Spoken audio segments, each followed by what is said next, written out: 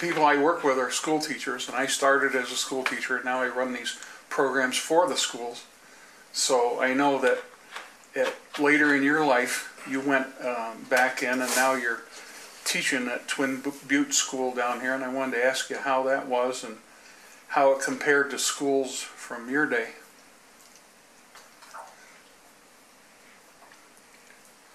Okay, is it all right if I start out from the beginning of my time at school? I would love that. Yeah. Well, this was when I started school. That was in about 1936, and life was different at that time. Lifestyle and our ways, and it was mostly our really native ways of life. Our language was strong.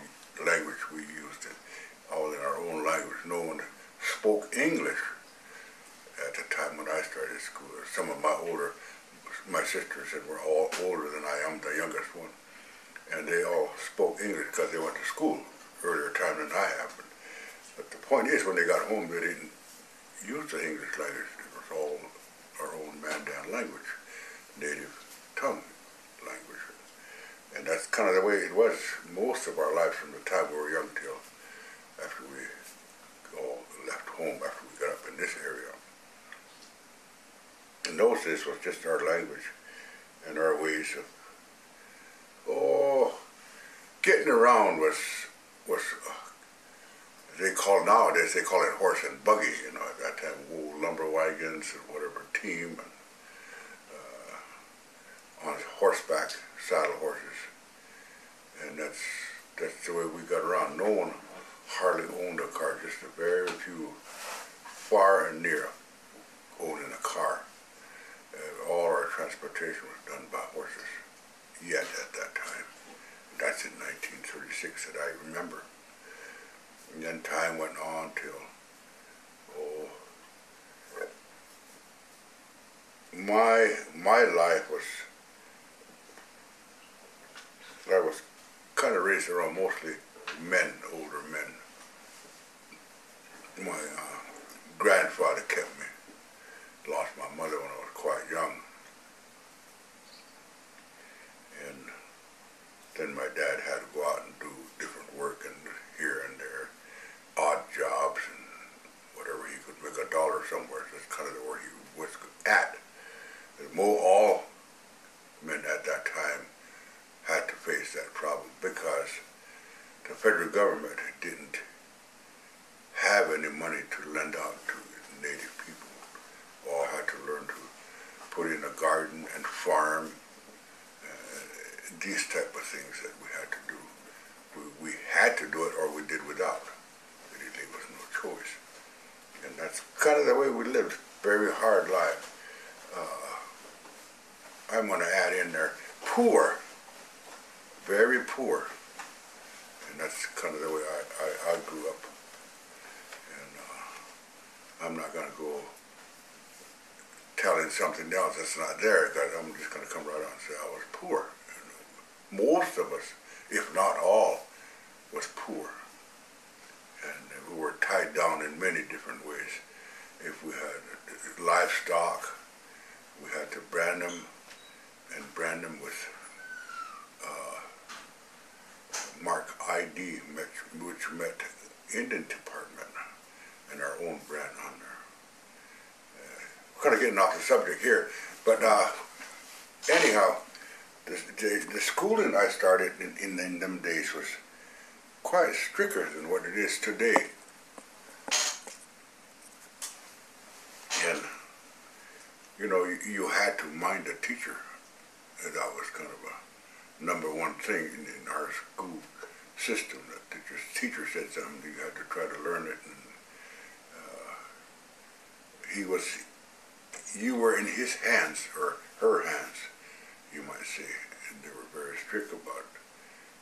And we lived a tough life to learn, because at home we never had no English language. It was all native language, like I said before.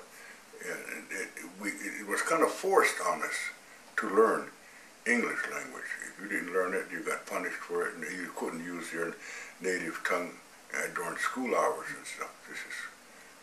The teacher was white? Yes. And there was no Indians ever employed in teaching or anything, or in any office. It was all white people running the government, who we hired, and that's the way we lived, under their orders, and that's what we lived. And even before, it was a little harder, they say, you know, I tell you had to sign out when you left the reservation, you know, and sign back in when you come back in. This kind of life we lived, this is how we, I should say, how we were treated, how we had to be, you know, controlled by federal government. Mm-hmm. And they held us down every time. The reason why I got into livestock was when you want to sell an animal, you had to go ask the superintendent of the Fort Berthold Reservation if you could sell that animal, to get some money out of it. Whatever little money that animal bring, and they weren't very much either that time. And then what they call boss farmer or farm agent, the title changed as time went by. And at the time, I think they called them boss farmers. They approved of giving you a brand release and ID brand release, because you were Indian and you're living on a reservation. That's the Indian Department.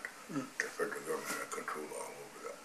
And then if you got money, amount of money, then they held that until the 20th of the month, early time in the years. They held that 20th. Then they give it to you. And they ask you, what are you going to do? What are you going to buy with it? What did you need? And then you had to tell them. And you had to purchase things that way. They give you a check, you know. And everybody got probably $20, $25 every month. If you had money in the agency, they put you on a budget, very tight budget. So you didn't get all the money you had coming into your one time. You were budgeted by the federal government. Once a month. And that's what we had to get by with, $20, $25, whatever it was they gave you. If you needed something real bad, they thought it was needed, they gave you a little more. And that's kind of the way it was operated on. It kind of sounds like parents and children. Yeah, and that was because I've said now lately here, after I studied that a little bit, a native, or Indian, all the Indians here in America, we were considered wild Indians, or incompetent in mind. You didn't think like the white man thinks today, or in that time, you know, what they brought from overseas, we didn't know anything about, so we really didn't know nothing, and they were right, you know, to consider us incompetent people. But, you know, there were times they went overboard with that too, you know, and as far as owning stock and stuff, they controlled that. It's yours to have and use and stuff, but it wasn't yours to sell and trade. They controlled that.